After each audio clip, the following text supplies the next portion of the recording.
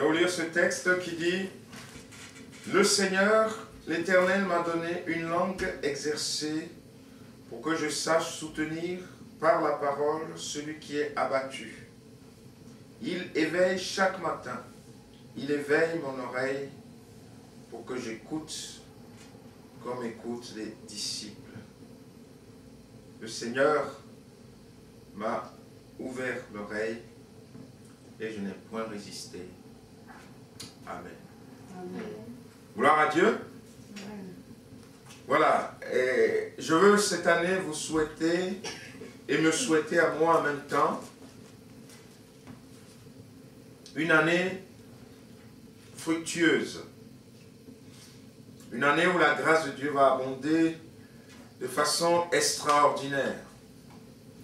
Une année où il va se passer de telles belles et grandes choses à tel point que on va se dire, mais j'ai jamais vécu une année aussi riche, une année aussi magnifique.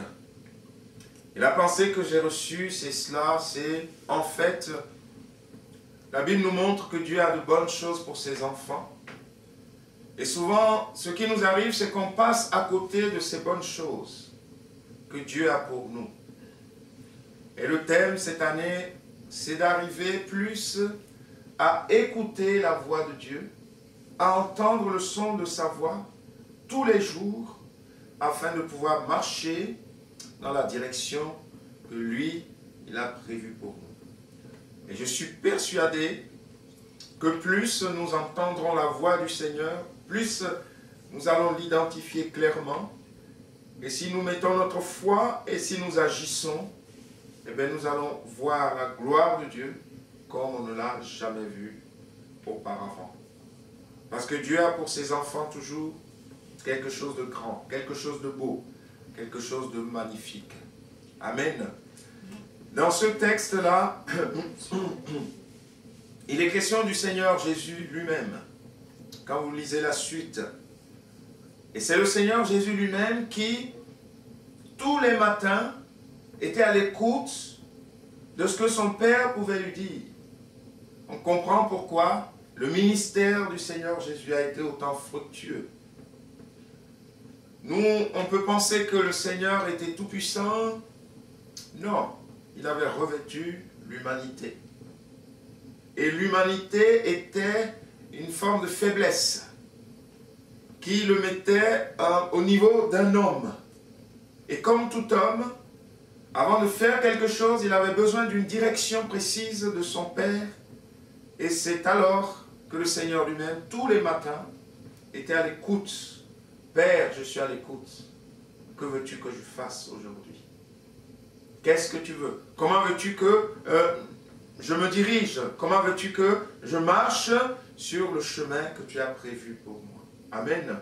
Et c'est ce que nous devons faire. Si nous considérons la Bible, parole de Dieu inspirée, nous faisons bien. Nous le considérons. Mais chaque jour, dans notre lecture, au travers de cette Bible, au travers de cette parole, Dieu veut peut-être nous arrêter sur quelque chose de précis, qui ne sera plus la Bible au sens général, mais qui sera la parole de Dieu pour nous en ce moment précis. Et si nous sommes réellement à l'écoute, nous allons entendre sa voix. Il peut nous parler par la parole, il peut nous parler dans notre cœur, il peut nous parler de diverses manières. Nous sommes peut-être en train de marcher et puis Dieu nous communique quelque chose. Nous sommes même peut-être en train de regarder, puis notre esprit va se pointer sur quelque chose et nous sentons que non, là, c'est la voix de Dieu. Parce que si on sait reconnaître la voix de Dieu, on saura entendre sa voix au milieu de la foule. Imaginez votre mari qui est dans une foule. Il y a un peu de bruit de partout. Mais votre mari vous appelle. Mais vous connaissez la voix de votre mari. Vous allez aller dans la direction où vous avez entendu la voix. Amen. Mes brebis entendent ma voix. Elles le connaissent. Gloire à Dieu. C'est ce que dira le Seigneur lui-même. Mes brebis entendent ma voix. Et nous allons voir un texte. Je vais essayer d'être le plus rapide que possible. Mais c'est un texte qu'on est obligé de prendre un peu de temps pour tirer quelques bénéfices. Amen, quelques bénéfices. Et je crois que ça va nous aider beaucoup. C'est dans 2 Rois, chapitre 7.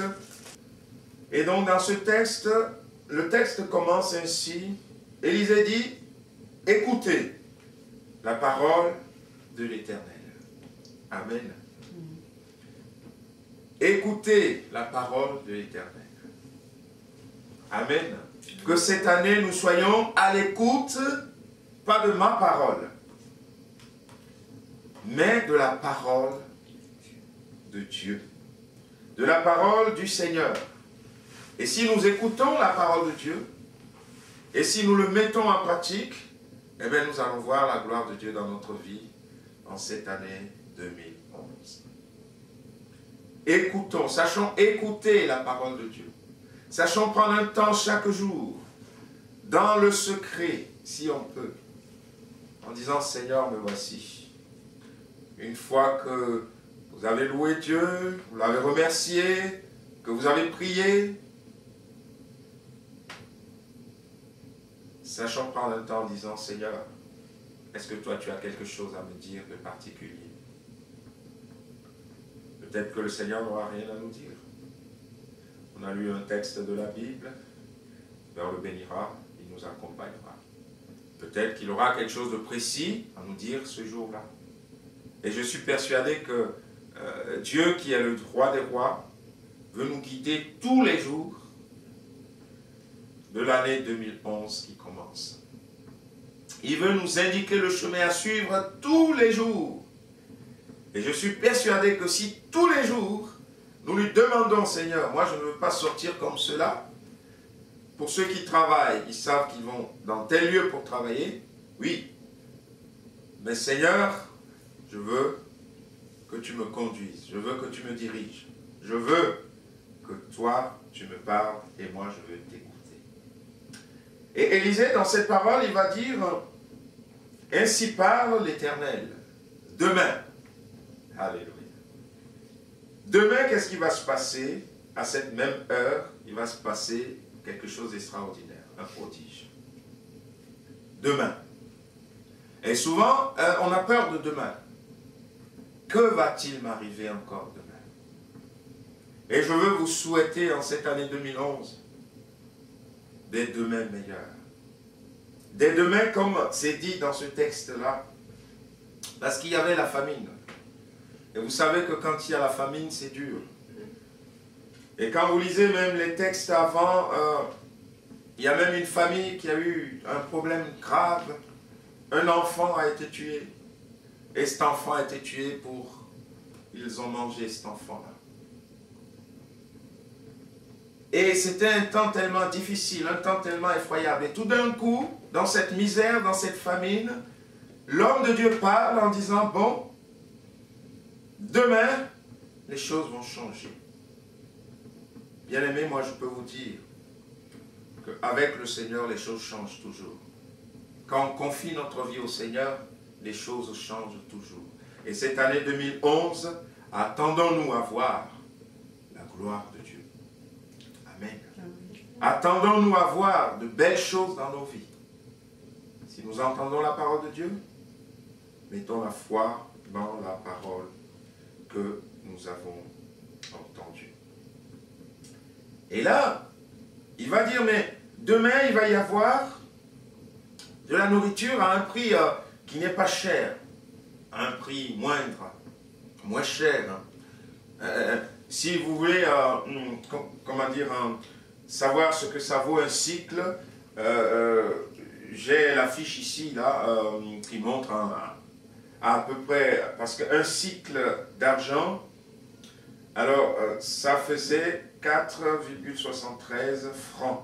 Donc ça ne fait même pas 1 euro aujourd'hui. Hein? Et si on le compte par exemple à ceux qui sont en Afrique, ça leur vaut 236,50. Ça c'est un cycle d'argent. Mais il y a aussi des cycles qui sont en or. Leur prix aussi, ça vaut plus que ça. Hein? Un cycle en or, ça fait en francs français 71,45. Donc ça, il faut le traduire en... Et les choses qui étaient tellement chères, tout d'un coup vont devenir moins chères. La vie va devenir facile à vivre, en fait. Hein? Les problèmes qu'il y avait avant vont disparaître. Ils seront bénis. Et cela, quelqu'un va dire, quand même, dis pas n'importe quoi. Quand bien même on fera des fenêtres au ciel, pareille chose n'arrivera. Il y a des gens qui sont chaque fois d'un pessimisme extraordinaire. Humainement, on peut leur donner raison, parce que les choses vont de mal à mal. Regardez le monde dans lequel nous vivons aujourd'hui. Comment voulez-vous que les gens ils puissent dire oui, demain ça ira mieux? Au contraire, moi, les gens que je rencontre, beaucoup sont inquiets. Ils ne savent pas ce qui va arriver demain. Ils disent, oh là là, les choses vont de mal en pire. Mais là, ce n'est pas un homme qui a parlé. Même si c'est le prophète qui a parlé, il a parlé au nom de l'Éternel. C'est ça qui fait toute la différence. Il a parlé au nom de l'Éternel. Écoutez la parole de l'Éternel. Est-ce que vous savez qu'il y a une fenêtre qui est faite pour nous? Bien-aimé, il y a une fenêtre qui est faite pour que nous ayons accès directement au ciel. La Bible nous dit dans Jean 1, verset 51, « En vérité, vous verrez désormais le ciel ouvert et les anges de Dieu monter et descendre sur le Fils de l'homme. » Amen. Amen. Si nous sommes en Christ, le ciel est ouvert pour nous. Si nous appartenons à Jésus-Christ, le ciel est ouvert pour nous. Et cette année 2011, les bénédictions du ciel peuvent être transmises à ma vie, à ma famille, au travers du Seigneur Jésus. Parce qu'en Christ, le ciel s'ouvre. Amen. Et c'est pourquoi il est important pour nous d'être pleinement en Christ. Amen. Et donc l'homme de Dieu, bon, de toute façon, il a dit quelque chose. Il dit, ben, tu le verras, c'est vrai, mais tu ne pourras pas manger parce que tu n'as pas eu foi. En quelque sorte, c'est ça. Il n'a pas eu foi dans la parole de l'homme de Dieu. C'est pourquoi nous avons besoin, bien aimés, d'avoir la foi. Peut-être Dieu va nous demander des choses qui vont nous paraître incroyables, impossibles. Mais si nous sommes sûrs que c'est Dieu qui nous dit de faire ça, ayons foi et faisons ce que Dieu dit de faire. Il va honorer son nom, la gloire de Dieu va se manifester. J'expliquais hier que dans mon travail, quelqu'un m'a demandé quelque chose. Et ce qu'il m'a demandé, c'était simple. C'était une ventouse, parce qu'il voulait déboucher un évier. Et moi, je lui ai dit, ben, je te l'emmène demain. Et une fois dans la voiture, je m'aperçois que, mais en fait, demain, c'est le premier, et en fait, c'est le samedi, je ne travaille pas dans ce lieu. Je dis, zut, alors. Mais j'ai dit à la personne, je te l'amène demain. Je dis, mais je suis lié par ma parole. Et bien moi, en tant qu'homme, j'ai tout fait pour honorer la parole que j'ai dit à cette personne. Je suis allé exprès lui apporter cela, parce que je lui ai dit, ben, je t'emmènerai ça demain. Et je ne veux pas que la prochaine fois, quand cette personne il me regarde, il me dit, oh, il n'a pas de parole, lui. Il va dire, mais il ne va pas faire. Et si notre Dieu, le roi des rois, nous dit quelque chose, ne va-t-il pas le faire?